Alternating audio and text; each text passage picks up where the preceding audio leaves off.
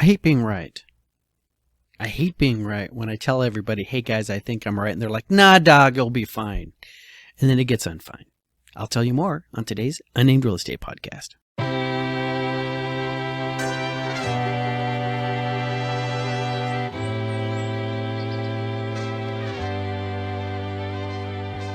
Hi there. My name's Charles Ray Dawson. This is the Unnamed Real Estate Podcast. I am the Associate Broker and Residential Sales Manager of ProStar Realty, possibly second guessing my career today, but living the dream. Winning. So, anyways, it is actually Wednesday. It is May the 1st, a day that will go down in infamy. For some reason, people think it's like National Workers' Day, socialism, communism. This is the kind of day that actually starts sounding like a pretty good idea, which tells you how bad this week has been. So the reason why I'm recording this on Wednesday is because I'm looking into the future in my crystal ball, and I realize what an absolute horror show the next day, tomorrow, could be at the drop of a hat. So I decided, hey, I'm sitting here. I got another hour or so waiting for people to call me back, like the escrow officer who just called me back. And I was like, I might as well record. Got the graphics and everything done. Let's hit play, look at the light, and see what we can do. So what's going on this week? Broker came in, Steve, and he said something about Zillow has decided to come up with this great little wonderful doc, and you could sit there and sign a Zillow doc and then just show up to any real estate agent and say, Zillow says you'll show me houses for free. Okay, and we're still going to try to figure out what the hell Zillow thinks they're talking about, because never take any information secondhand. I got to find the article, look it up, see what Zillow's saying. I did get a chance to see the new listing agreement that the Arizona Association of Realtors is passing around and getting ideas on. And it looks pretty good, clarifies things for people. It's a very, very precise language, very, very trying to get it to the point where it's not open to the interpretation or having a real estate agent who got a whole 90 hours worth of training trying to explain to him what the big words mean. And I actually sound pretty snarky today is because I'm just trying to wrap up this this transaction here that was supposed to be done quite a few days ago, but I got so many amateurs involved in this thing, it's ridiculous. I spent all day yesterday up to and including 2 phone calls with an escrow officer, trying to explain to them, I know what they're trying to do. I don't think this will work, and these are my reasons why. I don't think this is going to, I'm having problems with this. I don't think this is going to work. And everybody's going, no, Doug, come on. I'm like, okay, just tell me what the name is. Tell me the name to put down on the form. Well, we already told the solar company. I don't know what that is. Tell me the name to put on. I don't know what's taking the other side so long. I mean, we already told the solar company. So let's break this down for you guys, Barney style. All right. Hi, kids. The plucky little pony is going to teach you about the way things get disclosed. All right. So long story short, if there is an entity out there who states, I want this person to tell me the name of the person they're working with, it doesn't matter if the name of the person they're working with is known to them. They want to be able to document that we were told by person A that they are working with person B. Person B saying, yeah, I'm working with person A is great, but it has to be reciprocal. It has to happen on both sides. And that's why you need to know the why we do things and not just the what we do things. And this has literally been my last couple days. So a day ago, I'm sitting there. We have a little problem. All right, somebody wants to assume a loan. All right, assume a UCC lien, technically. All right, solar panels. I hate them. And they suddenly get, they want to purchase the property in an LLC.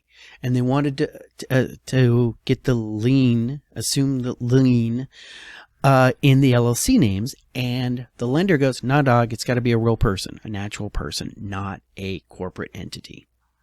So they're like, hey, no problem. We'll just do this. And I'm like, I'll just put my own name down. All right, that's fine. But this thing is tied into other things. They want to know that that person is going to be on the deed. All right.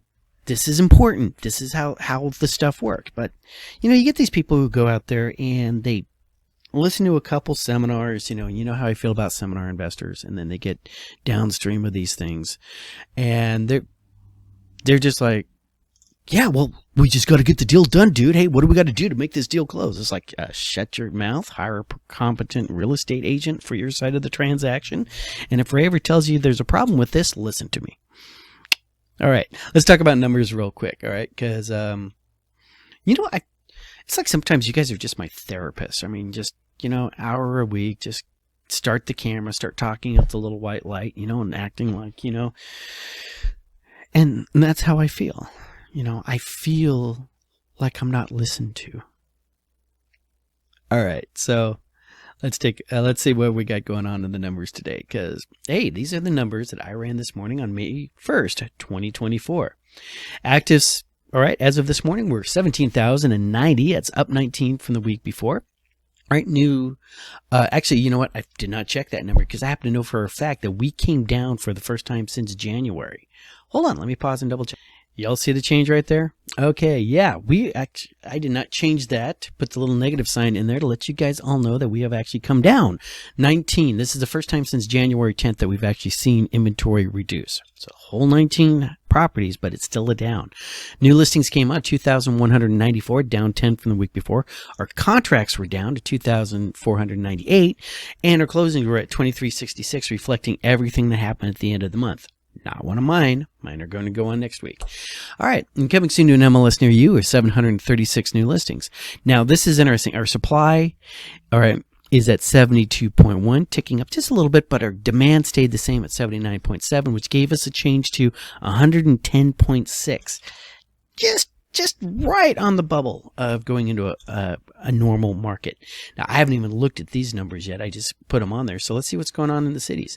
Chandler's up again. All right. They're sitting at 220.6. And Gilbert, Glendale's still falling. All right. Mesa, Avondale, Tempe, Phoenix. Okay. A lot of things trending up. There's Fountain Hills. All right. They're still trending down. Bridge people don't care.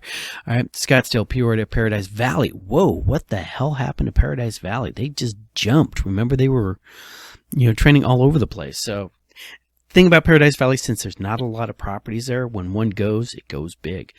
All right. Then Surprise, Cave Creek, Goodyear. What does this mean to you? Okay, let's take a look. Cave Creek, Goodyear, Queen Creek, Maricopa, and Buckeye. Those are all your buyer's market right now.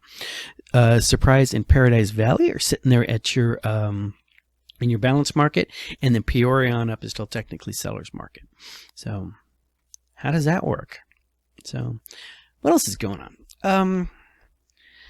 I had, let me talk out this scenario for you. So, occasionally I will contact somebody and say, hey, we got something going on here. And in many cases, and I don't really blame escrow officers because they have to deal with a lot of idiot real estate agents. In this particular case with this particular escrow company, and it's not my favorite escrow officer, I'm really annoyed by that, but, buyer got to select this one, is when you open up escrow, you send the contract over. Somebody's supposed to send the contract over. I always send the contract over, right? Some people assume the buyer's going to do it. Some people assume the seller's going to do it. You never assume the other side is going to actually open escrow, so you always do that. I also send over a little cover letter. All right, and this cover letter is, hi, my name's Ray. I'm working for the seller. The seller's name is Bob Smith. His phone number is this. He is an unmarried man. All right, here's his email address. All right, just really big opening conversation. Once I've sent that all over, I talk to the escrow officer. I introduce myself. Hi, my name's Ray. I'm working with Bob Smith. We are opening escrow on 123 Anywhere Lane.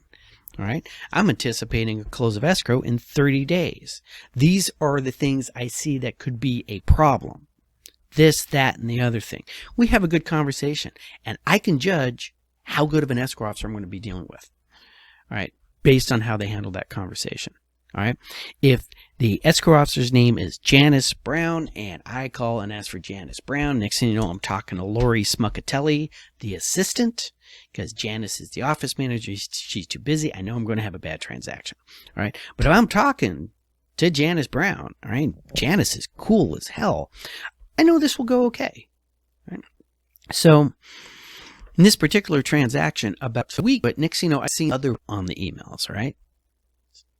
And it's not Lori, it's not, and next thing you know, it's like, who's this person? So when I have been calling over there, I said, hey, this is Ray. I need to talk to either Lori or Janice. And unfortunately, I've been getting Lori the entire time.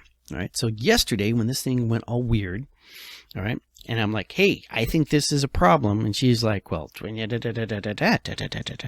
I'm like, yeah, listen to what I'm saying. These are the problems I foresee with this. Tell me I'm wrong. All right. It literally got to the point where I was second guessing myself, going, hey, maybe I'm the odd one out here. All right. And then sure enough, this morning, get everything done. We're moving right along. I call them up and say, hey guys, just want to let you know we're signed on this side. We're ready to go. By the way, I got an addendum floating around out there. I'd love to see a signature on it and get it, if you could get it back to me. And I wasn't talking to Lori anymore. I was back to talking to Janice. I didn't realize that. And Janice lost her ever-loving mind. And I sat there and I explained to Janice, Janice, I called you guys twice. I expressed my concerns with this, and I was basically told, hey, kid, don't worry about it. We got this. All right? And now you're telling me everything I was freaking about yesterday when nobody else in this transaction, I was the only one being weird going, hey, problem. So, it's just, fortunately, I let my client know. I said, hey, I am anticipating this problem. I could be wrong. But so now I get to go do the I told you so dance. All right. And when I was young, I got so much pleasure out of doing the I told you so dance. I'd put the hat on, get the little cane, do a little song and dance, soft shoe shuffle, I wanted to say that I was right and you were wrong again. Yeah. And I don't like doing that anymore. I'd rather just bypass the entire. So sooner or later, the other agent on the other side is going to call me up and I'm going to be on the phone with them and he's going to go rattle, wow, nobody could have anticipated this. And I'm going to say, in a just world, they would have just killed you. But I can't say that. I'm a professional. I'm sure somebody out there could say something like that. But this is one of those agents. They're just like sitting there and they don't understand the mechanics of the whole thing. And they're just walking into place. Oh, it has fantastic schools. Those people, the ones I'm talking about. All right. Guys who pretty much, dude bros. Dude bros are Beavis and Butthead who grew up with a trust fund.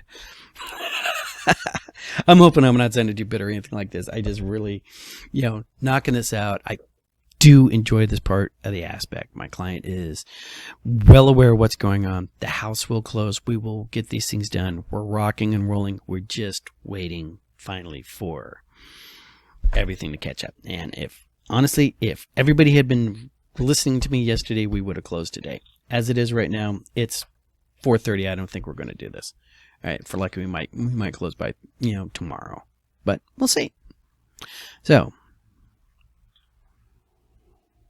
I'm cleaning out this pool because that's one of my other sub jobs on this is like, looking at the swimming pool and this listing was supposed to close 3 days ago and it's like going green and stuff and it's got the little wigglers in it and stuff like that. I'm like, it's nice to know that I have a downstream job that if I ever wanted to get out of real estate, I could be the pool boy. All right. Because, my pools, children and pets would be watched around those pools. All right. You wouldn't be driving into anything flooded. You'd be working your circles now more than ever. And as always, I am sorry this episode is so short, but I need to run over to my clients, turn on his computer, show him an email, type out the response and say, okay, this is your response you want to make, and then have him hit send. And I need to be there before 5 o'clock. So you guys have a great day and I'll talk to y'all later.